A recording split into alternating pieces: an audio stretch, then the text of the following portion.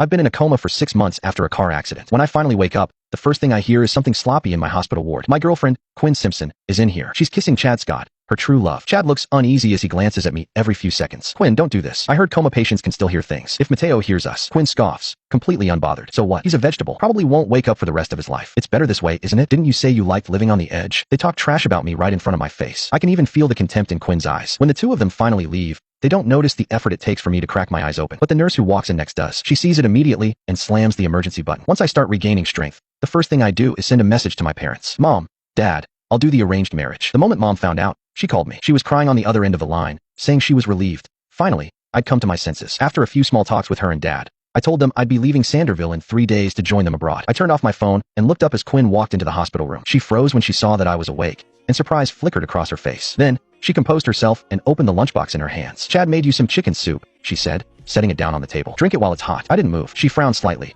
and her tone softened as she coaxed. I know you're not a fan of chicken soup, but it's good for your recovery. Just a few sips, okay? I looked at her. There was concern in her eyes. Real, maybe. But this was the same woman who'd been cuddling with Chad in this room not long ago. I couldn't tell who she was anymore. Just then, footsteps echoed in the hallway. Chad walked in, head to toe clad in designer brands. When he noticed the untouched soup, he chuckled. Come on, Mateo. I spent hours making that. I even burned my hand a few times. Without thinking, Quinn reached out to check his hand like it was second nature. Then she remembered I was there. Her hand froze midair before she pulled it back with an awkward smile. Just drink it, okay? Chad made it for you. When Chad left, Quinn mumbled something about work and rushed out after him. A nurse came in a few minutes later to check my vitals. While adjusting the four, she told me that a couple had been kissing in the hallway. I just smiled and said nothing. I signed myself out early and headed straight for the apartment Quinn and I shared. She was on the couch watching TV while Chad was in the kitchen, moving around like he owned the place. When she saw me, Quinn shot up, startled. Her eyes darted toward the kitchen before looking at me. But I had already noticed the kiss marks on her neck. They were bright and fresh. My fists clenched on instinct, but I forced myself to calm down. Just 2 more days, and I'd be gone. I wasn't here to fight, but Chad clearly hadn't gotten the memo. He brought the dishes out and smiled at me. Hey, Mateo, perfect timing. I made a bit too much today. If you don't mind, do you want to eat with us? He motioned for Quinn to grab an extra bowl. She glanced at me cautiously. When she saw how calm I looked,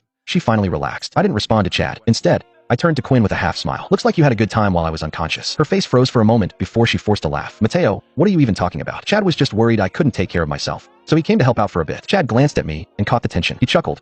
If you don't want me here, I'll leave. But you don't have to fight with Quinn because of me. He quickly packed up his things and left. Quinn's jaw tightened. She looked at me and tried to stay calm. Mateo, he's still young. You just scared him. Can't you be a little bit more polite? Young? Chad was 25, while I was 26. This was my place. Why should I be the one backing down? I gave her a quiet, incredulous laugh. As Quinn realized how ridiculous she sounded, she cleared her throat and added, I mean, Chad's a guest. It's rude to kick a guest out, right? Just then, her phone buzzed. I glanced at it. It was a message from Chad. Sorry, Quinn. Maybe I don't deserve to be around you. I won't bother you anymore. She skimmed the message, locked her phone, and turned to me. I have to head back to the office. Something urgent came up. I didn't bother asking questions. I'd be gone soon anyway. I needed some time to pack up my stuff. After I gave her a distracted nod, she rushed to the door and even put on mismatched shoes in her haste. Before Quinn left, she